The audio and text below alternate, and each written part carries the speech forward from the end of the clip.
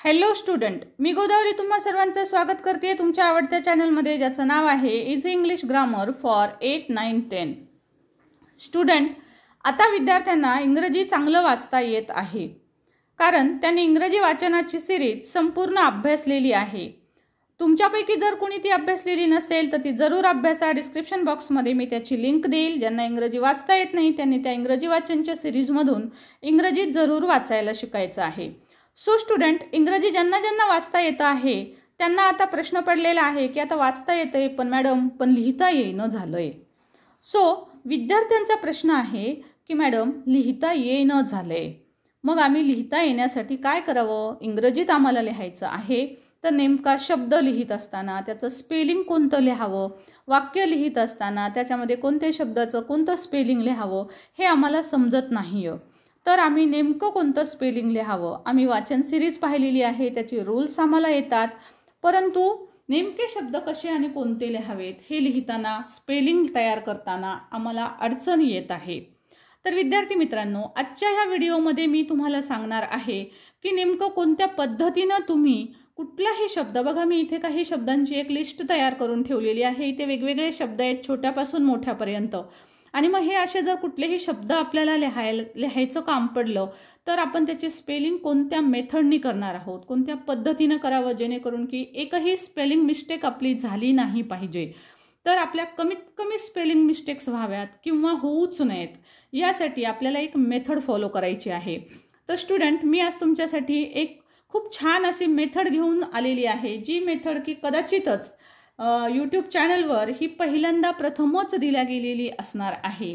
कारण ही मेथड म्हणजे दोन प्रकारच्या साऊंडचं हे एक कॉम्बिनेशन असणार आहे. म्हणजे मराठी स्वरांचं कॉम्बिनेशन आणि इंग्रजी स्वर आणि कॉन्सनंट यांचं हे एक कॉम्बिनेशन असणार आहे. म्हणजेच आपल्याला मराठी वर्णाक्षरे आणि इंग्रजी वर्णाक्षरे ह्या सर्व वर्णाक्षरांच्या मदतीनं इंग्रजी लिहायला शिकायचं आहे. आणि ते कसं अभ्यासायचं आहे ते मी तुम्हाला सांगते. मी तर म्हणेल, मी पालकांना विनंती करेल की पालकांनी सुद्धा ही मेथड जी आहे ती स्वतः समजावून घ्यावी, कारण ही तुम्हाला माहितीच असते, परंतु ही जर थोडीशी लक्षपूर्वक तुम्ही समजून घेतली तर तुम्ही विद्यार्थ्यांना, तुमच्या पाल्यांना नक्कीच मदत करू शकाल या मेथडनी त्यांना इंग्रजीमध्ये लिखाण करण्यासाठी. चला तर स्टुडंट, आता जास्त वेळ न घेता मी तुम्हाला शिकवेल की इंग्रजीमध्ये कसं लिहायचं. मग एक छोटा शब्द असो, मोठा असो की वाक्य असो, तर इंग्रजीत ते कशा पद्धतीनं लिहायचं आहे आणि मी सांगितलेली ही मेथड आपल्याला अवलंबवायची आहे.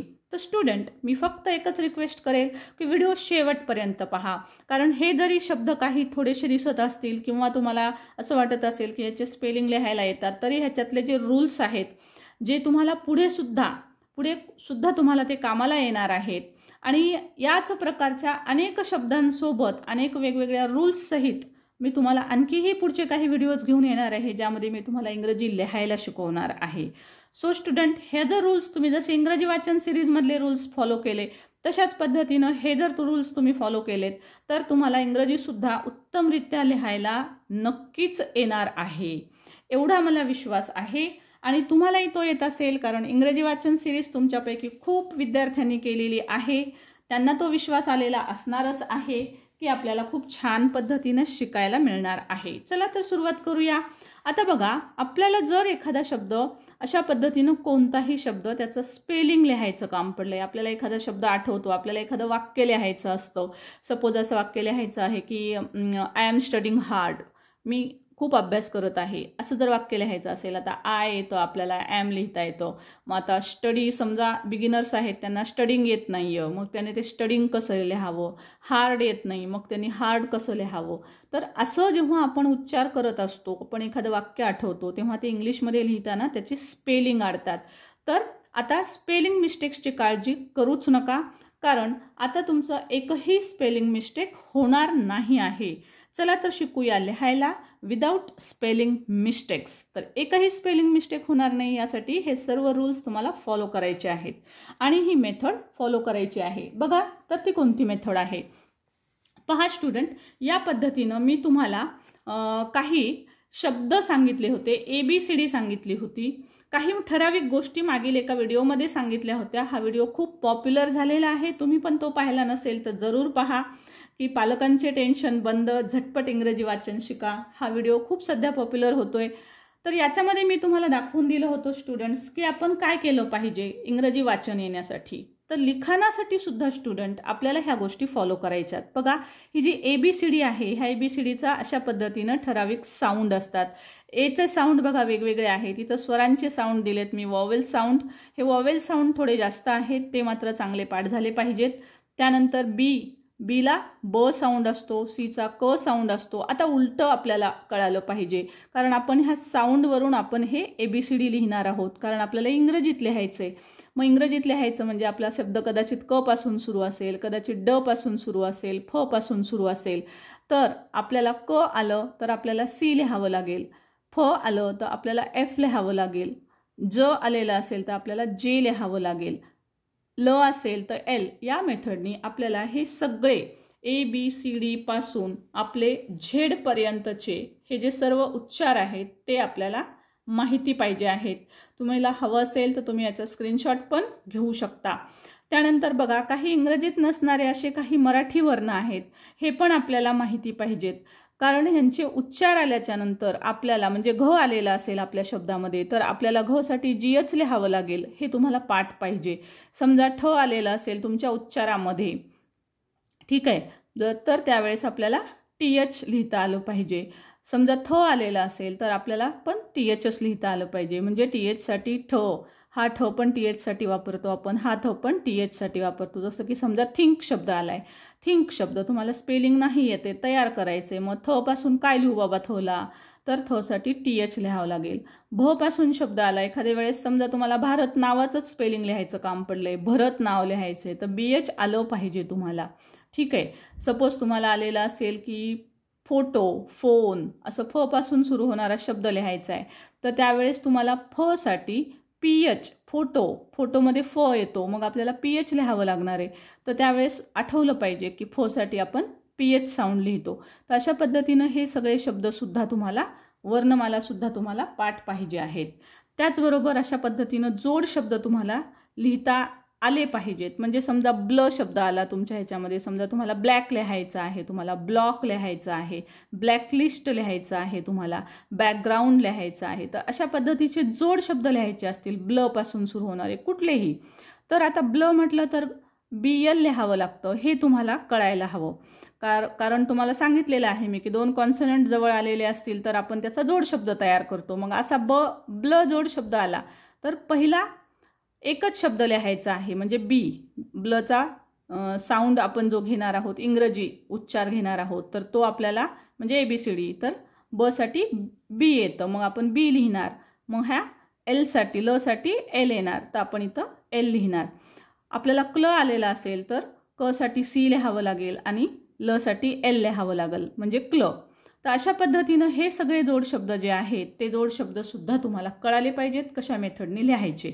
म्हणजे यापासून सुरू होणारा कोणतंही स्पेलिंग तुम्हाला लिहायचं काम पडलं, जसं इथं स्म आलंय, स्मॉल लिहायचं, स्मेल लिहायचं आहे तुम्हाला, तर तुम्हाला हे स्मचं स्पेलिंग तयार करण्यासाठी स्म शब्दाचे स्पेलिंग कसं लिहितो आपण, तर स्म जोड शब्द आहे, SM लिहितो आपण. ड्र लिहायचं असेल तर DR लिहितो आपण, स्क लिहायचं असेल तर SC लिहितो आपण. तर हे जोड शब्द कसे लिहायचे असतात हे सुद्धा तुम्हाला पाठ असणं गरजेचं आहे. तर स्टुडंट बघा, होप आशा करते की हे सर्व तुम्ही पाठच करणार आहात. देन स्टुडंट त्यानंतर महत्त्वाची गोष्ट ही असणार आहे की त्यानंतर बघा, आता हे सगळे जे आहेत ते आपले इंग्रजी साऊंड आहेत, आहे ना, ABCD यांच्यामधून येणारे हे सर्व अल्फाबेट्स आहेत. त्यानंतर बघा, आता आपल्याला इंग्रजी साऊंड सोबतच आपल्याला काही इतर साऊंडसुद्धा आपल्याला करणं गरजेचं आहे. जसं की मराठी वर्णमाला. बघा, आता तुम्हाला माहिती असेल की मराठी बाराखडी म्हणत होतो आपण, आहे ना, मराठी बाराखडी.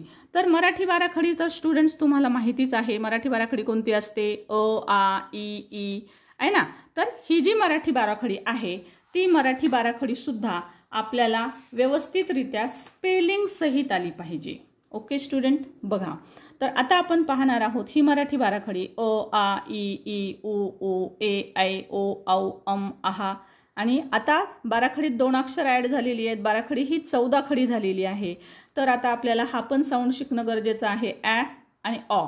हे 14 साऊंड झालेले आहेत आता, त्यामुळे आता 14 खडी झालेली आहे. 12 खडीला आता आपण 14 खडी म्हणणार आहोत. तुम्ही म्हणाल मॅडम याचं काय काम आहे? तर यस, आपण ज्यावेळेस एखाद्या शब्दाचं स्पेलिंग लिहिणार आहोत तर आपल्याला जसं ABCD कामाला येणार आहे तशाच प्रकारे हे सुद्धा, ज्याला आपण अगदी मराठी वर्णमाला आहे आणि त्याच्यासाठी एक इंग्रजी अल्फाबेट्स आहेत प्रत्येकासाठी, तर हे सुद्धा आपल्याला निश्चितच कामाला येणार आहेत.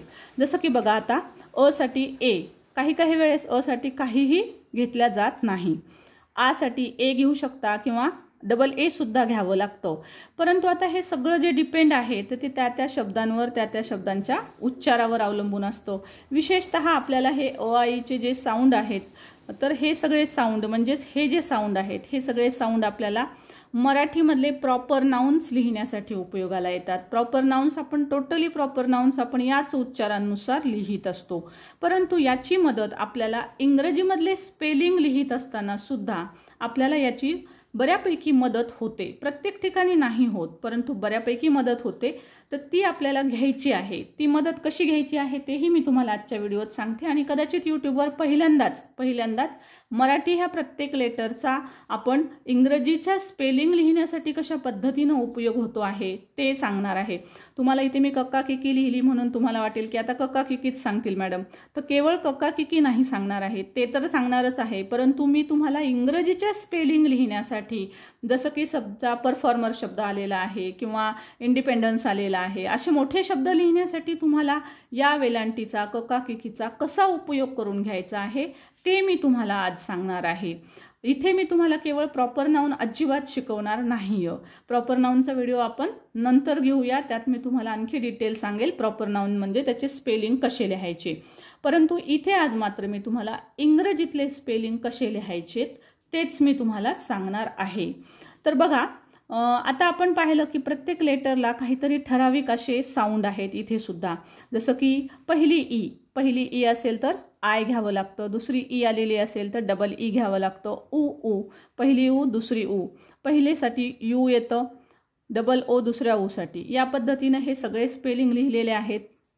आता इथे काय लक्षात घ्यायचं आहे आपल्याला जर इंग्रजीत लिखाण यायला पाहिजे असेल, एकही स्पेलिंग चुकवायची नसेल आपल्याला, तर आपल्याला काय करायचं आहे, तर हे शब्द कानासाठी, मात्रासाठी, वेलांटीसाठी कसे येतात ते लक्षात ठेवायचे. बघा, ए किंवा डबल ए लिहिता तो तुम्ही काना. एखाद्या शब्दाला जर काना आलेला असेल, कार शब्द आहे, कला काना का, कार, का आलं, मग कार म्हणल्यावर काला काना आहे, कला काना आहे, तर मग काना आल्यावर आपल्याला ए घ्यायचं आहे हे सांगता येतं. किंवा आपल्याला कापासून एखादा आडनाव लिहायचं असेल, कामत, तर कामतचं स्पेलिंग लिहिताना आपल्याला KA लिहिता आलं पाहिजे. तर तिथं कानाचं स्पेलिंग लिहिण्यासाठी आपल्याला याची मदत लागणार आहे.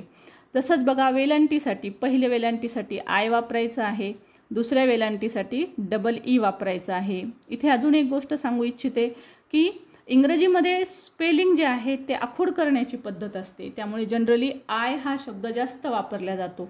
दीर्घ ईचा जर उच्चार येत असेल, दीर्घ ईचा उच्चार फील म्हणलं फील की FIL, परंतु फील म्हणलं ई हा लांब काढते मी, दीर्घ ई म्हणतो आपण त्याला. तर दीर्घ ईचा उच्चार जर असेल तर डबल ई येतो, म्हणजे दीर्घ ई म्हणजेच दुसरी वेलांटी. ओके, सो उच्चार जर लांब येत असेल तर दुसऱ्या वेलांटीसाठी डबल ई वापरायचं. उकार, जर तुमच्या शब्दामध्ये उकार आलेला असेल, पहिला उकार, तर त्यासाठी यू वापराल. दुसरा उकार आला असेल तुमच्या शब्दामध्ये तर तुम्ही डबल ओ वापरू शकता. पण लक्षात घ्या स्टुडंट, इंग्रजीचे स्पेलिंग लिहित असताना प्रत्येक ठिकाणी हे सर्व रूल्स लागू होत नाहीत. ओके, आपल्याला याची थोडीफार मदत घ्यायची आहे, आपल्याला याची 50% मदत घ्यायची आहे. कारण हे रूल्स जे आहेत हे प्रॉपर नाउन्सचे फुल्ली रूल्स आहेत. परंतु आपण इंग्रजीचे स्पेलिंग तयार करत असताना सुद्धा याची थोडीफार मदत आपण घेणार आहोत. तर ती कशी घ्यायची तेच मी तुम्हाला इथे सांगणार आहे. तर बघा, जर मात्रा आलेला असेल एक मात्रा तर त्यासाठी आपण ई घेतो, 2 मात्रा असेल तर AI, एक काना आणि एक मात्रा. इथं बघा ह्याला एक काना आहे आणि एक मात्रा आहे, म्हणजे ओ हा साऊंड केव्हा वापरायचा आहे, जर त्या शब्दाला एक काना आणि एक मात्रा असेल. जसं कला एक काना आहे एक मात्रा आहे, तर त्यासाठी आपल्याला ओ शब्द वापरायचा आहे. इथे एक मात्रा येईल. तसंच आसाठी AU किंवा OU या पद्धतीनं खालील सर्व शब्द आपल्याला वापरायचे असतात. आता मी तुम्हाला इथे दाखवणार आहे स्टुडंट की ही कक्काकिकी जर आपण लिहायची झालं तर आपल्याला ही कशी लिहायची आहे. यावरून तुम्हाला पूर्ण कक्काकिकी लिहिता येईल. क पासून ज्ञ पर्यंतची पूर्ण 12 खडी नाही 14 खडी. तर बघा हे कसं लिहिणार आहात तुम्ही. आता क चाच अर्थ काय असतो. क अधिक अ. ठीक आहे. क अधिक अ. त्यामुळे याचं स्पेलिंग जे येतं ते येतं क अधिक ए.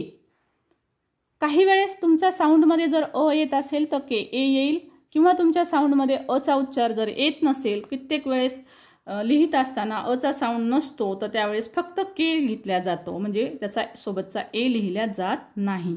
म्हणून मी सांगितलं की अ साठी ए लिहितात सुद्धा आणि नाही पण लिहित. तसंच इथे पण. सो तुम्ही के ए लिहू शकता कचं स्पेलिंग किंवा फक्त के लिहू शकता.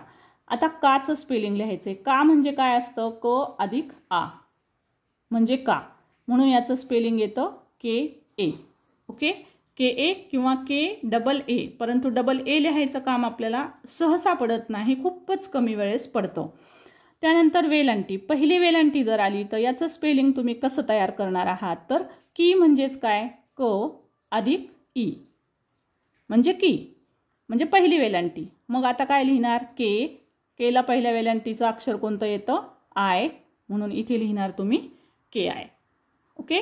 क्लिअर. तुम्हाला हे समजत असेल.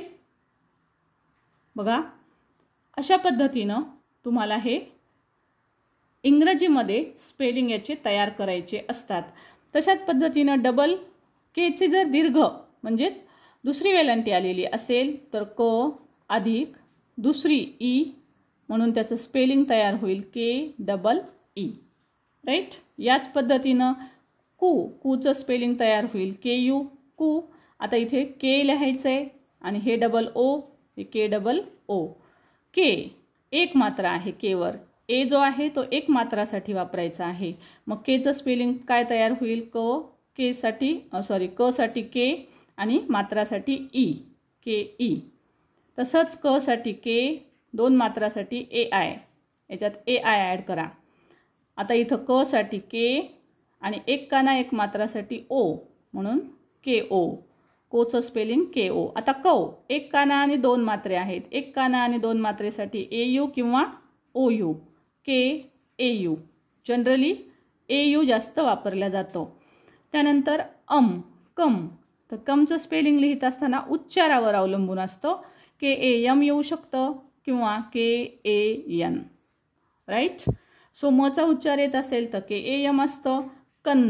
नचा उच्चार येत असेल तर के ए एन असतं. तशाच प्रकारे कहा म्हणजे के ए एच. क्या लिहायचं असेल तर ऑफकोर्स के ए. कॉ लिहायचं असेल तर कधी कधी के ओ येईल किंवा कधी कधी के ए पण येऊ शकतं. सो स्टुडंट अशा पद्धतीनं तुमची ककाकिकी पण तयार होईल आणि ह्या ककाकिकीचा उपयोग तुम्हाला भरपूर होणार आहे जेव्हा तुम्ही इंग्लिशमधले स्पेलिंग लिहिणार आहात.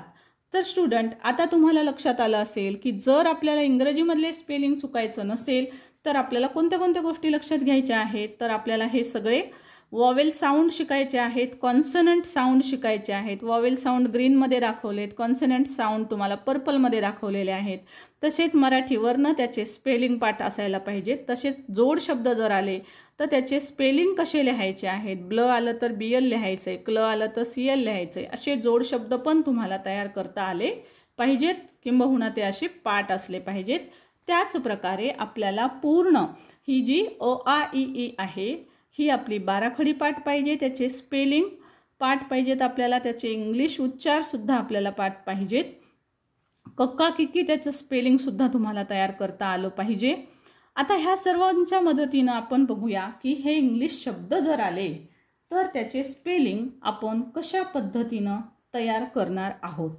इथे मी काही सुरुवातीला लहान शब्द दाखवलेत पहा स्टुडंट्स. याचे आपण स्पेलिंग तयार करूया. मी तुम्हाला सांगते. मी तुम्हाला अगोदरच सांगितलं की हे स्पेलिंग तयार करत असताना तुम्ही इंग्रजी वाचन सिरीजमध्ये जे मी तुम्हाला वेगवेगळे उच्चार शिकवले त्या सर्व उच्चारांची सुद्धा आपण मदत घेणार आहोत. तर आता बघा हॉट. आता आपल्याला हचा साऊंड लिहायचा आहे हॉट.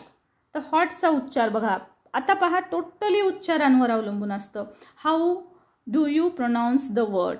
तुम्ही तो शब्द कशा पद्धतीनं प्रोनाऊन्स करता त्यानुसार आपल्याला उच्चार लिहायचे असतात. तर आता ह साठी आपण लिहितो एच. आता बघा इथला हा साऊंड असणार आहे आणि यासाठी येणारा आपण अल्फाबेट वापरत आहोत ABCDचं. ओके. सो बघा तर म्हणल्यावर अचा साऊंड येतो. तर तुम्हाला मी याच्या अगोदर दाखवलेला आहे की अचा साऊंड हा ओ पण येतो, राईट. सो तशा पद्धतीनं बघा हा अ साऊंड आहे इथे, त्यासाठी येतो ओ, राईट. सो हा अ साऊंडसाठी ओ येतो, तर तिथे आपल्याला लिहावं लागेल ओ. त्यानंतर आहे ट साठी आपण लिहिणार इंग्रजी टी. सो आपलं हॉटचं स्पेलिंग तयार झालं. आता बघूया फॉल. सो फॉलही याच पद्धतीनं फ साठी येईल इंग्रजी लेटर एफ. अ साऊंड आहे. सो आता इथे लक्षात घ्यायचं आहे की फॉल बघा आता याच पद्धतीनं जर तुम्ही हे फॉल लिहिलं तर तुमच्या लक्षात येईल. तुम्ही हा शब्द जर या पद्धतीनं लिहून पाहिला. आता कसं असतं माहिती का, प्रत्येक लिहिलेलं स्पेलिंग जे आहे ते आपण ज्यावेळेस लिहू तेव्हा आपल्याला आपला मेंदू आपलं डोकं आपल्याला सांगतं की नो हे काहीतरी रॉंग वाटते.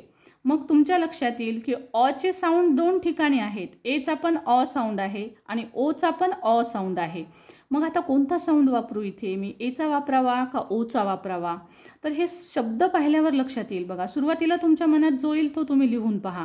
लिहून पाहिल्यावर तो स्पेलिंग तुम्हाला बरं वाटते का, बरोबर आहे का, हे आपला मेंदू नक्कीच सांगतो. बघा आता ही इंग्रजी भाषा आहे. तुम्ही जर त्याच्या प्रत्येक रूलनुसार शिकायला गेलात, याचेही प्रत्येकाचे रूल असतात की कुठे ए वापरलं पाहिजे, कुठे ओ वापरलं पाहिजे.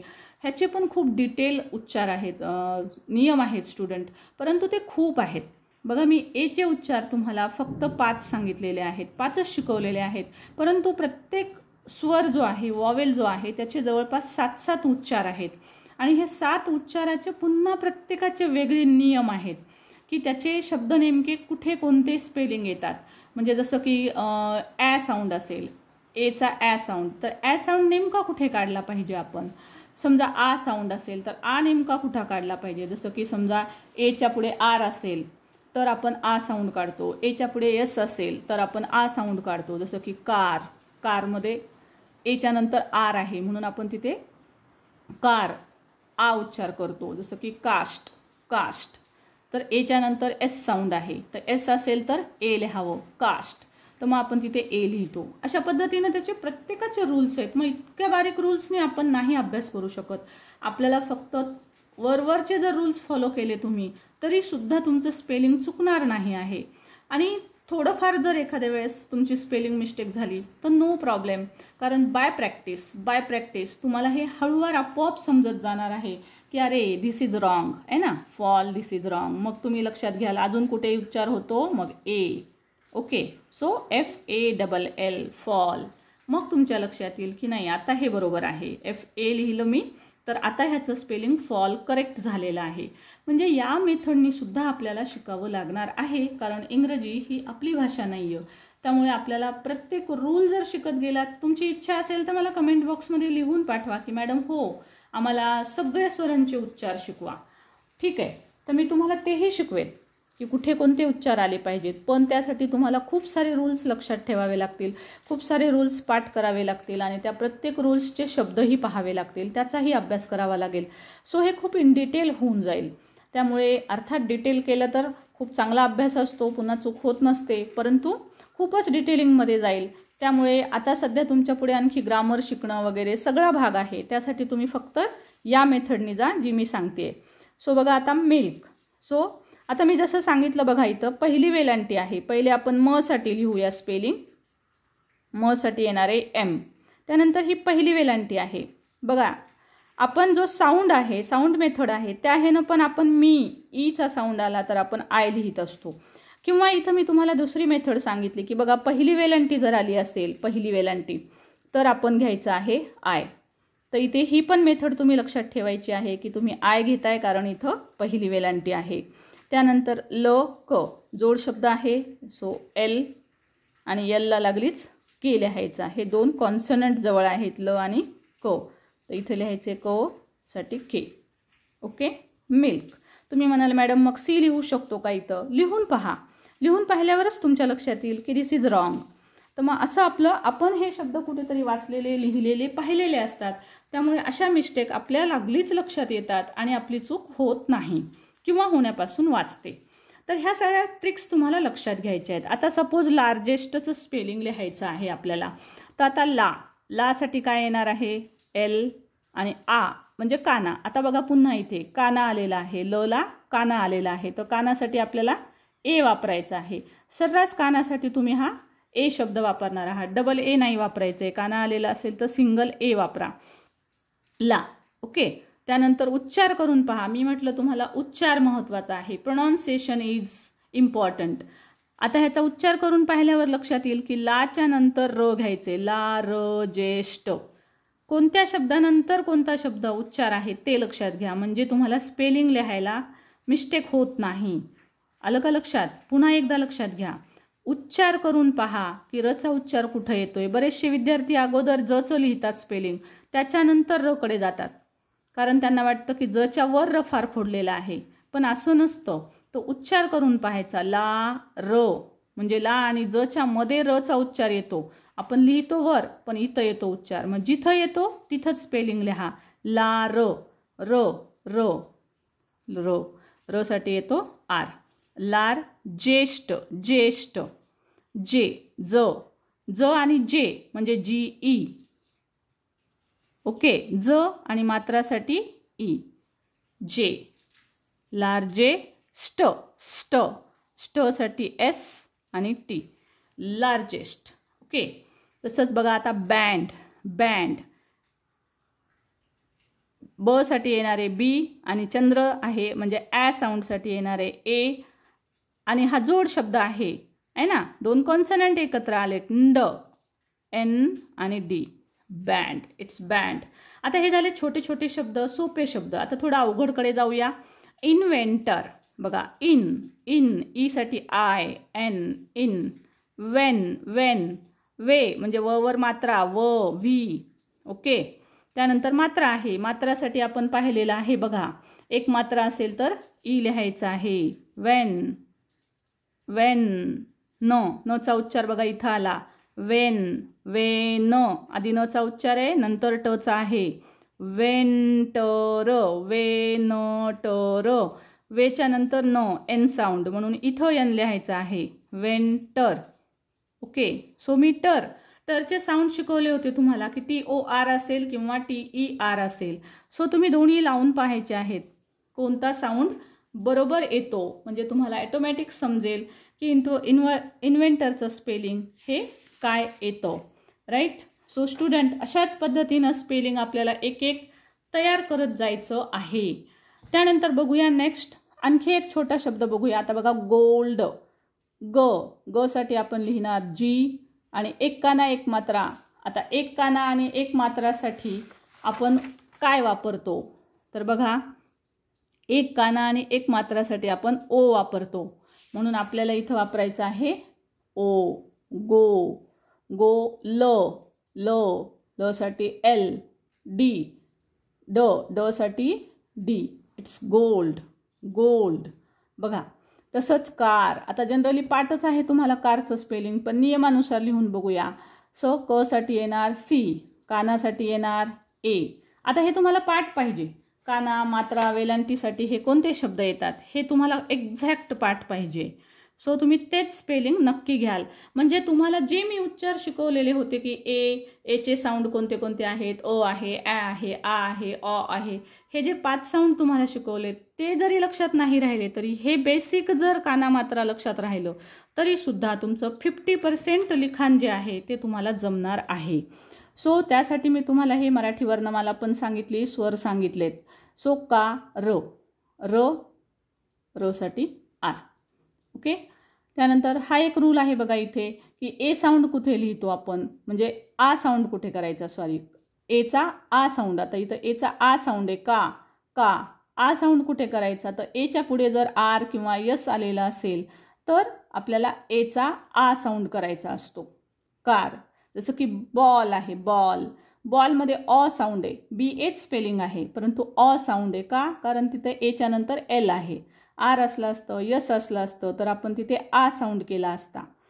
तसंच बघा स्मॉल, स्मॉल, स्म, स्म जोड शब्द आहे. स साठी एस, म साठी एम, ऑ साऊंड ऑ, स्मॉल. मी म्हटल्याप्रमाणे ऑ साऊंड ओचा वाटत असेल तर ओ पण लिहून पहा. ओ लिहिल्यावर तुम्हाला लक्षात येईल की हे चुकीचा शब्द आहे.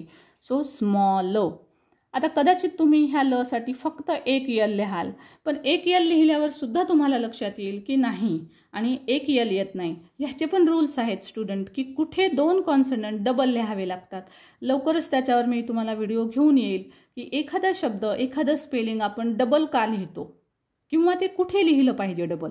तर ते इथे सांगत नाही, व्हिडिओ मोठा होतो आहे, पण याचेही रूल्स आहेत. ते मी तुम्हाला लवकरच व्हिडिओ घेऊन येईल की डबल कॉन्सनंट साऊंड आपल्याला कुठे लिहावे लागतात. बाय प्रॅक्टिस तुम्हाला समजेल आणि नंतरचा तो व्हिडिओ पाहिल्यावर सुद्धा तुम्हाला नक्कीच समजेल.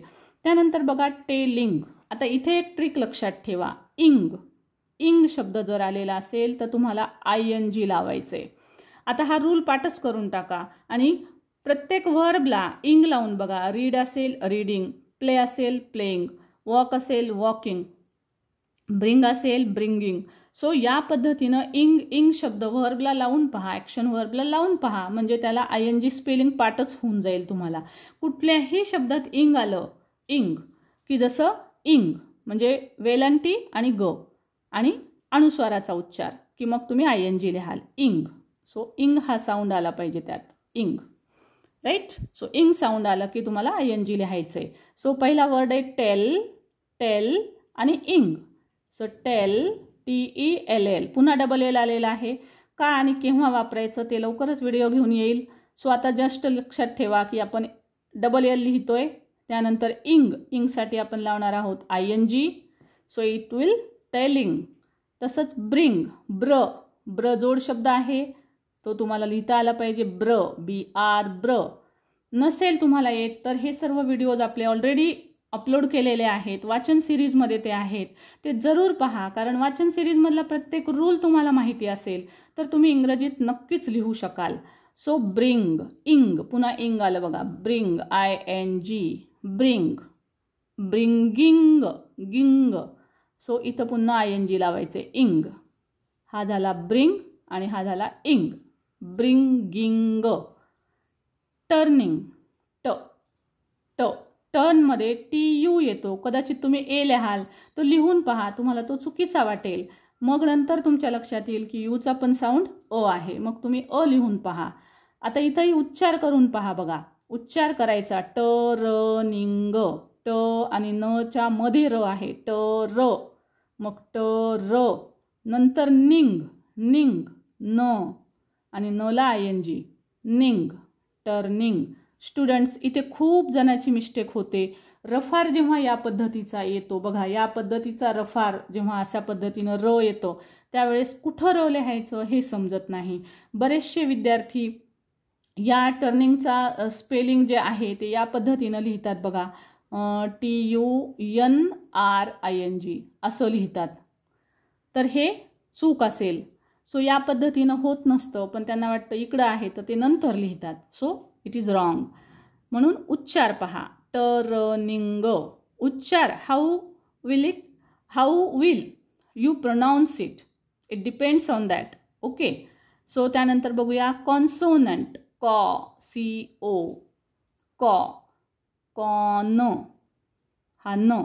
कॉन, सो, SO, एक काना एक मात्रा, सो. कॉन्सोनंट, न, बघा न. पण आता इथे लक्षात घ्या, हा न पूर्ण आहे. पूर्ण असेल तर त्याच्यासोबत ए लिहायचे. ठीक आहे, NA. त्यानंतर हा अनुस्वार, अनुस्वारासाठी फक्त यन लिहायचं, फक्त यन. तुम्ही म्हणाल मॅडम इथं यन ए लिहिलं, कारण हा न पूर्ण आहे, हा कानासहित आहे. म्हणून असा न लिहायचा असेल तर त्याच्यासोबत NA लिहावं लागतं. म्हणून मी NA लिहिलंय आणि अनुस्वारासाठी फक्त यन लिहायचंय, फक्त यन. हा ए नाही लिहायचा त्याच्यासोबत. त्यानंतर ट, ट साठी T. So it will consonant. Then relish, रे मात्रा आहे बघा, र साठी R, मात्रासाठी E. ली, L, पहिली वेलांटीसाठी I, रेली, श साठी SH. जसं की मी तुम्हाला काही जोड शब्द वगैरे सांगितले होते, त्यामध्ये हे शब्द आहेत. श साऊंड आहे. शचा उच्चार मराठी वर्णमालामध्ये तुम्हाला मी इथे दिलेला आहे. श साऊंड लिहायचा राहिलाय वाटतं. So I will put it down here. श SH. ओके. सो श साऊंडसाठी SH येतं. सो रेलिश अशा पद्धतीनं बघा. आता हे मी दोन्ही प्रकारे तुम्ही लिहू शकता. म्हणजे रे एचा साऊंड आहे तर ईचा ए साऊंड होतो म्हणून ई लिहावं लागेल.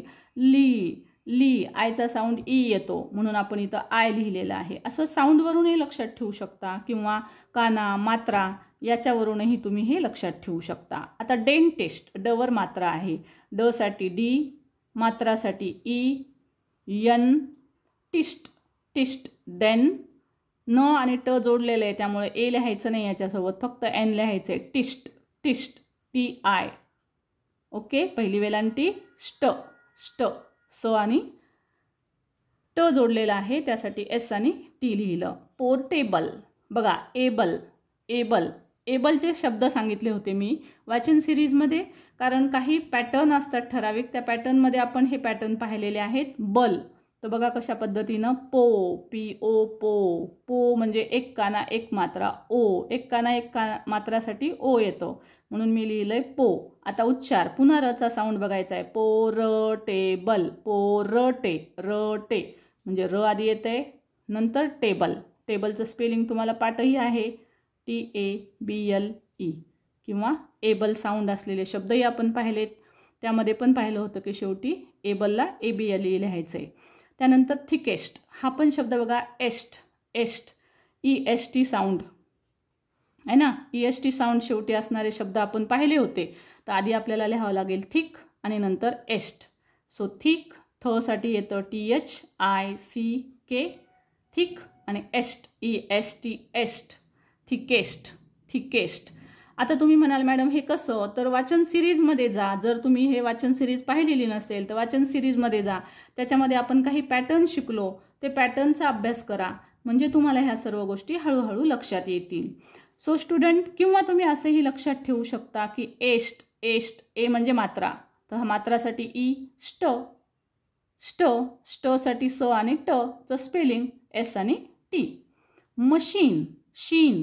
मशीन INE चे स्पेलिंग असलेले आपण शब्द घेतले होते. सो म साठी MA. श साठी मात्र इथे आपल्याला घ्यायचं आहे CHINE मशीन. ओके. मशीन इथे SH लिहायचं नाही आहे, लक्षात ठेवा. प्रत्येक स्पेलिंग प्रत्येक रूल ह्याला इंग्रजीमध्ये अपवाद आहेत. खूप ठिकाणी अपवाद आहेत. त्यामुळे तुम्ही म्हणाल शचं SH का नाही लिहिलं मॅडम, इथं CH का लिहिलं, तर ही भाषा आहे. भाषेचे जसे रूल आहेत तसंच आपल्याला लिहावं लागतं आणि CHचा काही वेळेस श साऊंड होतो हेही तुम्हाला माहिती असेल. Then sunshine. Okay. Sunshine sun आणि शाईन SHINE शाईन. आता तुम्ही म्हणाल शाईन का लिहिलं, तर INE आईन शेवटी आईन असणारे शब्द आपण पाहिलेले आहेत. तर शेवटी आईनसाठी येतं आईन असा साऊंड आहे आई. तर आई साऊंडसाठी INE लिहितो आपण. Then sentence. सवर मात्रा आहे SE मात्रासाठी ई. सेन. टवर मात्रा टे म्हणजे टवर मात्रा टेन.